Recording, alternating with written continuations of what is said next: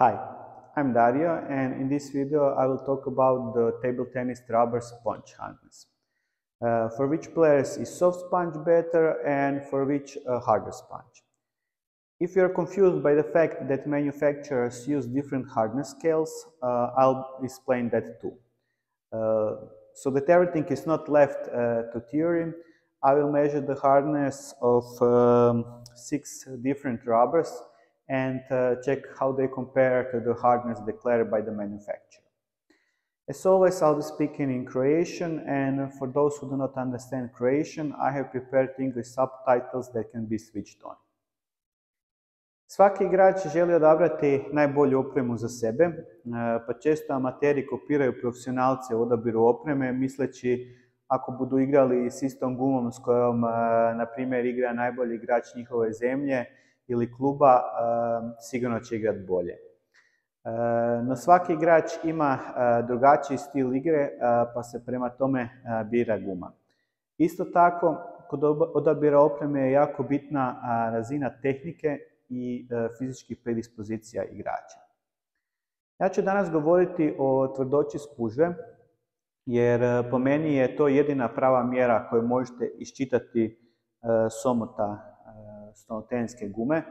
Sve ostalo je marketinška patka. Kad čitate one tekstualne opise guma, to su sve hvalospjevi.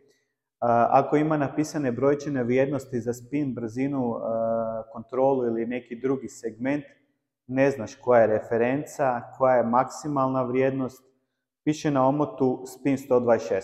Što mi to znači? Usporedim tu gumu s nekom drugom gumom na kojoj piše spin 85 i ova od 85 daje više spina. Tako da zaboravite na sve te natpise na gumama, pogotovo ako uspoređujete gume različitih proizvođača. Jedna vrijednost prema kojoj možete dosta toga odrediti je tvrdoća spužve. Naravno, nije ni tu sve potpuno jasno, ali upravo to je svrha ovog videa, da objasnimo o čemu se radi.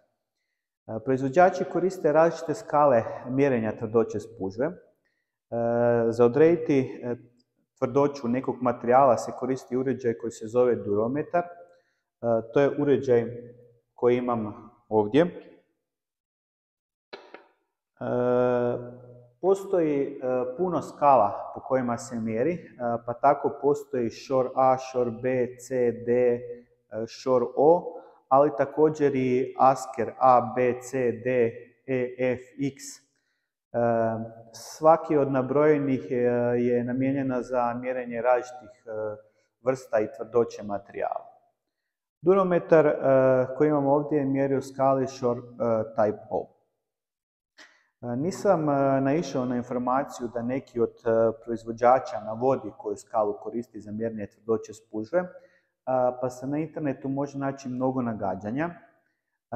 Tako neki navode da Butterfly koristi šor A, ali isto tako drugi navode da ga koristi DHS. Ako pogledate Hurricane 3 koji ima od DHS-a deklariranu tvrdoću 40, kao što je ovaj ovdje, i usporedite ga s Dignixom 80, koji isto tako ima deklariranu tvrdoću 40 od Butterflya, možete na prvu odmah reći da to nisu gume iste tvrdoće. Hurricane je dosta tvrđi. Tako da Butterfly i DHS sigurno ne koriste istu skalu. Isto tako sam našao informaciju da DHS koristi šor A, Butterfly asker E, a SN asker C. To mi se nekako, kad uspoređujem razne gume, čini još najvjerovatnije. Mnogi tvrde da SN koristi šor O, a to je skala koju koristi durometar kakav imam ovdje, pa ćemo provjeriti. Ono što je sigurno je da SN koristi jednu skalu koja daje najveće brojke za tvrdoću. Iza njih je Butterfly s nešto nižim brojkama za istu tvrdoću, a najniže vrijednosti ima DHS i većina drugih kineskih proizvođača. U njemačkom SN-u proizvodi se puno poznatih brendova, kao što su Tibar, Jola, Xion, Donik, Andro, Gevo, Yasaka, novije gume od Stige. Oni svi koriste istu skalu kod određivanja tvrdoće, pa ako uspoređujete gume bilo koje kod navedenih proizvođača, lako možete odrediti koja guma je tvrđa jer koriste istu skalu. Bez obzira da li to bio Shore O, Asker C ili neki treći. Ovdje imam 6 guma kojima ćemo izmjeriti tvrdoću. Za Xiom Jekyll & Hyde V47P već iz imena možete zaključiti da proizvođač navodi tvrdoću spužve od 47,5. Mjerenjem prema Shore O je ovoj spužvi tvrdoća 49. Za Gevo Nexus L Pro 48 Super Select ponovo iz imena bi mogli zaključiti tvrdoću, ali ako pogledate iza na pakiranju piše da tvrdoća varira od 46,3 do 48,8 prema europskom mjerenju ili prema japanskom 35,5 do 37. Ja sam upravo izmjerio 48. Slijede 3 Butterfly gume. Prvi je Dignix 80 za kojeg Butterfly navodi da je tvrdoća spužve 40 stupnjeva. Prema Shore O izmjereno 51.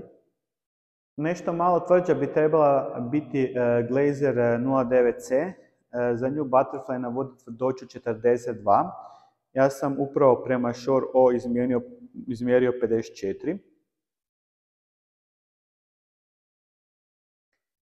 Za Dignix 09C je navedena tvrdoća 44, dok je moje mjerenje prema Shore O pokazalo 55, ali na spužvi ima i malo ostatka ljepila, pa i to treba uzeti u obzir. Za kraj je ostao Hurricane 3 Neo za koji DHS navodi da je tvrdoća prema njihovim mjerenjima 40 stupnjeva, dok moje mjerenje prema Shore O pokazuje 58, ali ova spužva već bila nekoliko puta tretirana boosterom koji omekša spužvu, pa ovo mjerenje neće biti identično istoj toj gumi koja je nova.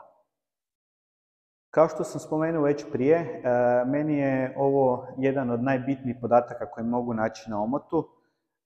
Zbog čega mi je to najbitniji podatak i što znači za igrače tvrđa ili mekša spužva. Gume sa tvrđom spužvom imaju potencijal za više spina i brzine, jer je u njoj pohranjena veća količina energije, ali da bi se oslobodila ta energija potrebna je veća brzina reketa i duži zamah da bi se pritisnula spužva. Dok je s meksnom spužvom dovoljan kraći zamah jer se spužva lakše aktivira kad je mekša. Što je spužva mekša, loptica se duže zadržava u spužvi, pa je lakše kreirati spin i manja je vjerovatnost za greškom zbog većeg kuta izbačaja, dok su gume s tvrđom spužvom direktnije, ali zato i preciznije. Također, s tvrdom spužvom je lakše staviti lopticu kraće, jer je lakše apsorbirati dolaznu brzinu loptice, dok mekša spužva često djeluje kao trampolin, pa je kvalitetna kratka igra dosta teža.